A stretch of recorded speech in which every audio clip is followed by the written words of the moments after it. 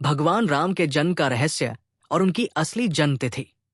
भगवान श्री राम का जन्म, उनका जीवन और उनकी लीलाएं भारतीय संस्कृति और सनातन धर्म के केंद्र में है। लेकिन क्या हमने कभी सोचा है कि उनकी वास्तविक जन्म तिथि क्या थी? क्या वास्तव में उनका जन्म त्रेतायुग में हुआ था? क्या इस बारे में कोई प्रमाण उपलब्ध है?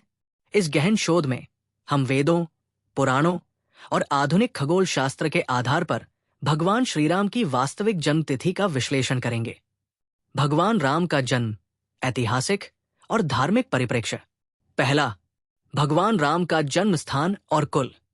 वाल्मीकि रामायण के बालकांड के अनुसार भगवान राम का जन्म अयोध्या में हुआ था। वे इक्ष्वाकु वंश में जन्मे थे, जो सूर्य वंश का एक प्रमुख वंश था। उनके पिता महाराज दशरथ अयोध्या के सम्राट थे और माता कौशल्या को श्रीराम के जन्म का सौभाग्य प्राप्त हुआ। वाल्मीकि रामायण बालकांड में वर्णन आता है कि जब राजा दशरथ ने पुत्रेष्टि यज्ञ करवाया, तब उन्हें 4 पुत्र प्राप्त हुए: राम, भरत, लक्ष्मण और शत्रुघ्न। दूसरा, जन्म की तिथि और नक्षत्र का विवरण।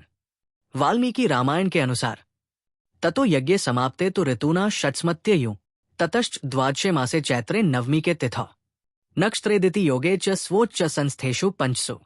इस श्लोक के अनुसार भगवान श्रीराम का जन्म चैत्र मास की नवमी तिथि को हुआ था। उस दिन पुनर्वसु नक्षत्र था और सूर्य, मंगल, शनि, गुरु एवं शुक्र उच्च स्थिति में थे। ये दिन अयोध्या में उत्सव के रूप में मनाया गया था। तीसरा, ज्योतिषीय विश्लेषण और खगोलीय गणना। आधुनिक खगोल शास्त्रियों ने वाल्मीकि रामायण में दिए गए ग्रहों की स्थिति का अध्ययन किया है।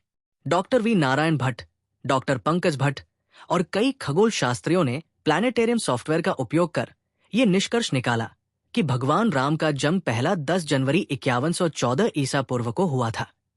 इस अध्ययन के अनुसार सूर्य मेष राशि में था, चंद्रमा कर्क राशि में पुनर्वसु नक्षत्र में था, गुरु कर्क में उच्च था, शनि तुला में उच्च था, मंगल मकर में उच्च था, शुक्र मीन में उच्च था।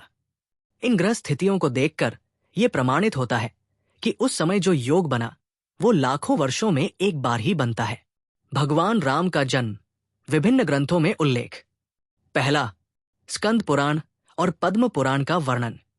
स्कंद पुराण और पद्म पुराण में भी श्रीराम के जन्म का वर्णन मिलता है।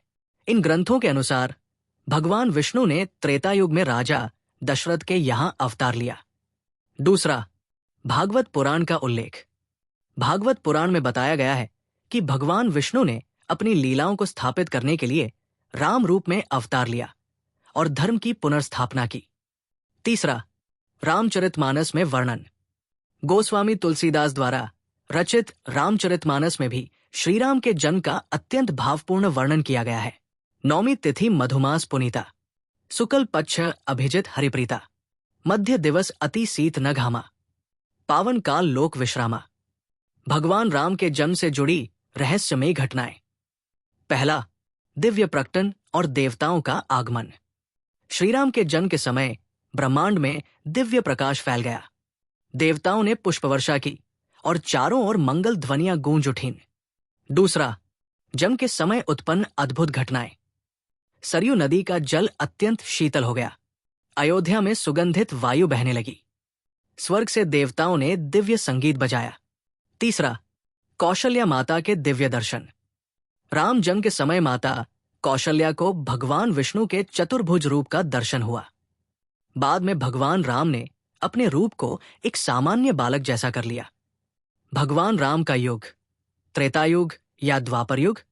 कई विद्वानों के अनुसार भगवान राम का जन्म त्रेतायुग में हुआ था, जिसका समय सीमा लगभग 12 से 13 लाख वर्ष पहले बताई जाती है। लेकिन आधुनिक गणना के अनुसार 5114 ईसा पूर्व का समय द्वापर युग में आता है। पहला, क्या त्रेतायुग में मानव जीवन काल अलग था? वाल्मीकि रामायण में उल्लेख है कि श्रीराम का शासनकाल 11,000 वर्षों तक चला। त्रेतायुग में मानव की औसत आयु हजारों वर्षों की हुआ करती थी। दूसरा, क्या श्रीराम के समय के प्रमाण मौजूद हैं? राम सेतु, एडम्स ब्रिज, ये पुल भारत और श्रीलंका के बीच स्थित है और नासा की सैटेलाइट तस्वीरों में स्पष्ट रूप से दिखाई देता है। अयोध्या की खुदाई। भारतीय पुरातत्व सर्वेक्षण ASI ने अयोध्या में खुदाई के दौरान प्राचीन मंदिरों के अवशेष खोजे हैं। रामायणकालीन स्थान श्रीलंका में कई स्थान आज भी भगवान राम के इतिहास से जुड़े हुए हैं, जैसे अशोक वाटिका, विभीषण महल और संजीवनी पर्वत। निष्कर्ष: क्या भगवान राम की वास्तविक जन्म तिथि प्रमाणित है? भगवान राम के जन्म की वास्तविक तिथि को प्रमाणित करने के लिए हमें धर्मशास्त्रों और आधुनिक विज्ञान दोनों का सहारा लेना पड़ता है। धार्मिक ग्रंथों के अनुसार उनका जन्म चैत्र मास शुक्ल पक्ष नवमी तिथि को पुनर्वसु नक्षत्र में हुआ था। आधुनिक खगोल शास्त्र के अनुसार ये तिथि 10 जनवरी 5114 ईसा पूर्व को आती है। ऐतिहासिक और पुरातात्विक प्रमाण भी श्रीराम के अस्तित्व को सिद्ध करते हैं। इसलिए यह स्पष्ट होता है कि भगवान राम कोई कल्पना मात्र नहीं थे, बल्कि उनके जीवन का वैज्ञानिक और ऐतिहासिक आधार भी मौजूद है। भगवान श्रीराम का जन्म केवल एक ऐतिहासिक घटना नहीं, बल्कि धर्म और मर्यादा की स्थापना का प्रतीक है। चाहे हम धार्मिक दृष्टिकोण से देखें या वैज्ञानिक, श्रीराम के अस्तित्व के प्रमाण हमारे समक्ष स्पष्ट रूप से मौजूद है। उनकी जन्म तिथि को लेकर आधुनिक विज्ञान और ज्योतिष भी धार्मिक ग्रंथों के साथ सहमत प्रतीत होते हैं। जय श्री राम।